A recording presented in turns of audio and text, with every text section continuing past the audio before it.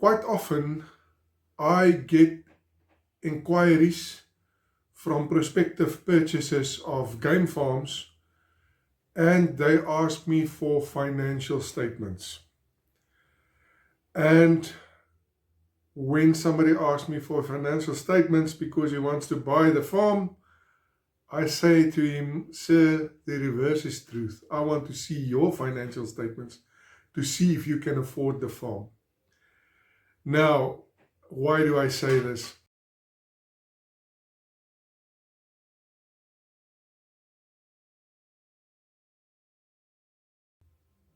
The first thing you must know about a game farm when you want to buy a game farm is not commercial property and it's not agricultural property. Game farm is leisure property. Commercial property, like a block of flats, you buy that based on the income and the condition of the property and so on. Agricultural property, to the same extent, then I'm talking about like irrigation farms and so on. You're going to look at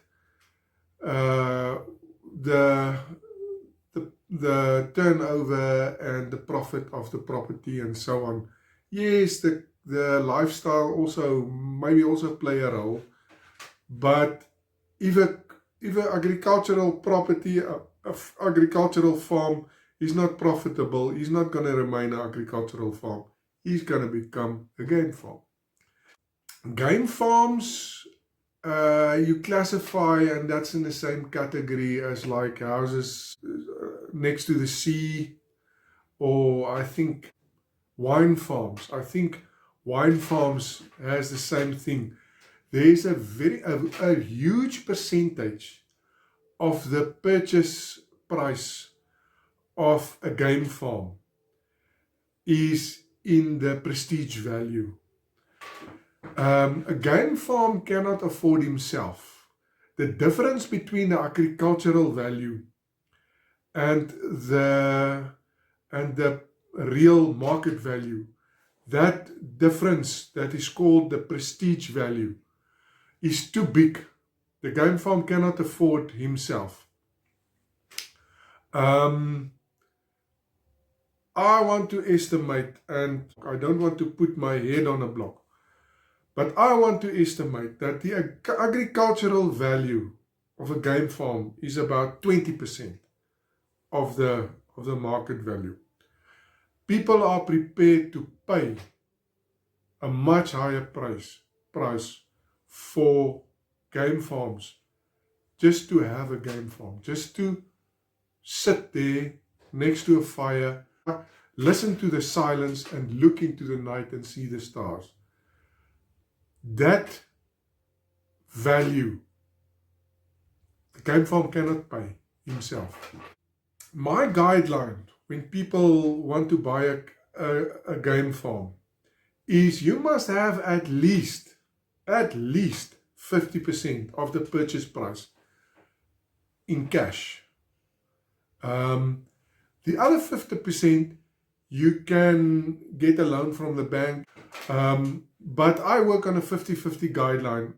That loan you must repay from a source other than the game farm itself. You must pay that from your business in a city or somewhere else. How you buy a game farm is you make a decision. I want to have a game farm.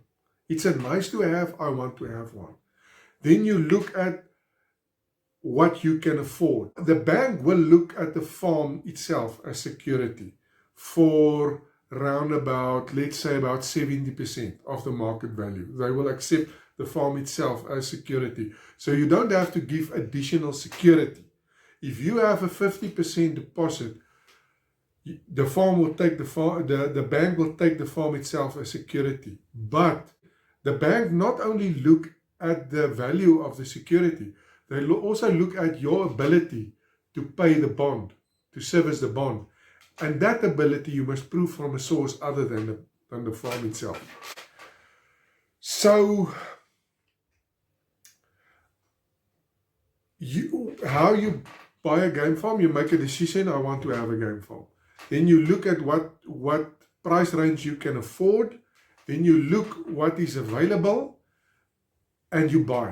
And then once you own the farm, you can make it work to its full potential. Don't misunderstand me. I'm not saying a game farm is not fully productive.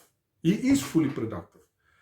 He's stocked with game, you hunt, you have tourists, you have everything. The game farm is fully productive. It's only the difference between the market value and the agricultural value that's so big that he can't afford himself. But the farm is in full production. He produces meat. I mean, on a game farm, where does the surplus game go to? There are not lions there. They get hunted, and that meat gets processed, and it gets eaten by people. And the trophies for trophy hunters, etc. So the farm is in full production. Don't misunderstand me. But even a game farm in full production cannot afford himself due to the prestige value difference. If you want to, many landowners prefer to just keep the farm for himself and his family and his friends. Make no income out of it. He can hunt. The surplus game must be removed. So he can hunt, or he can catch them live and sell them on auctions. He doesn't care that the farm is costing him money, because there must be workers there, etc., etc. A farm costs money. He doesn't care. In general, a game farm that is in full production, if you're not a full-time farmer, if you're a weekend, let's call it a weekend farmer, you come on your farm from time to time, you have maybe a manager and workers there, and you speak to them on the phone, and you come there once a week, once a month, whatever. If you own a farm and run it on that basis, you are doing actually well if the farm breaks even with its running costs. So if the income of the farm, the gross income and the running costs break even, you make zero profit, you're actually doing well. Then the value of the farm is in your satisfaction to own it, and the escalation value, because land values escalate. If I get an inquiry from a person who wants to buy a game farm, and he asks me for some things like financials, how many beds, how many rooms, whatever. The moment he starts asking those questions, I know this guy cannot afford this farm. And then I tell him what I'm telling you now in this video. And I even had a question from somebody who listened to what I was telling him, and he said, okay, but I would like to know the income of the farm, even if I'm not going to make a profit. Can you give me the financials so I can at least know? And the answer to that is, the game farming industry is I want to say 80% or more a cash industry. People go to game farms, hunters and visitors, tourists, go to game farms with cash in their pockets, notes, dollars, rubles, rands, and they pay that way. If you want to buy a game farm, don't even ask for financial statements.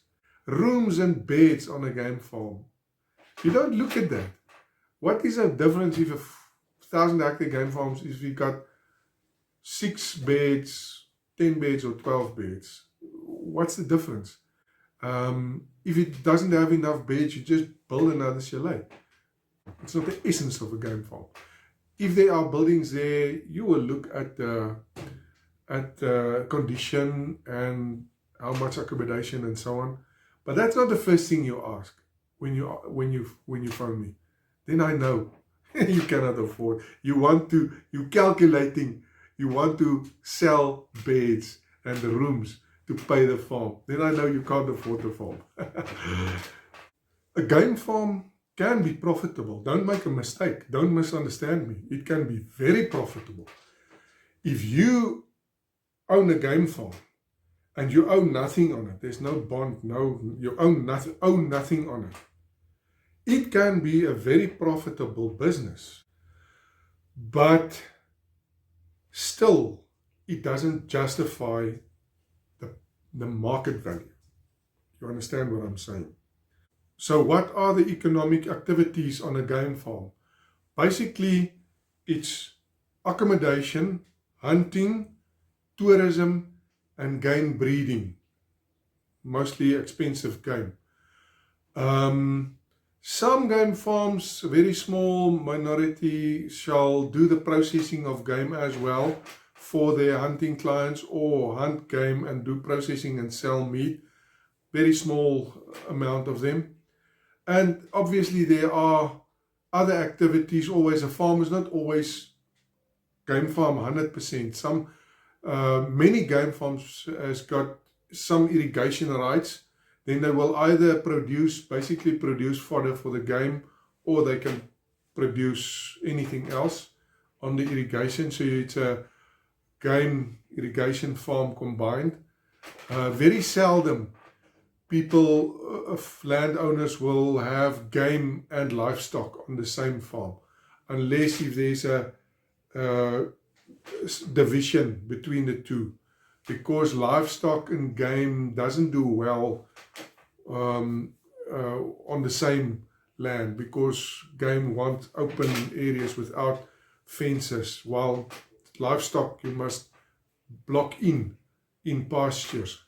So very seldom you'll find a game stock farm combination, but game irrigation farm combination is quite common.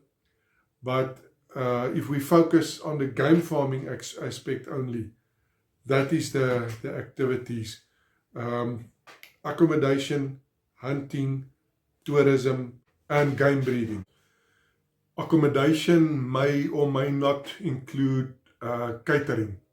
There was a short period of time, relatively short, 5 or 10 years maybe, where the breeding of expensive game was very profitable, but that price bubble burst, and it's not that profitable anymore. It's just another activity on a game farm now. Okay, that's all I wanted to say about this. Thank you very much.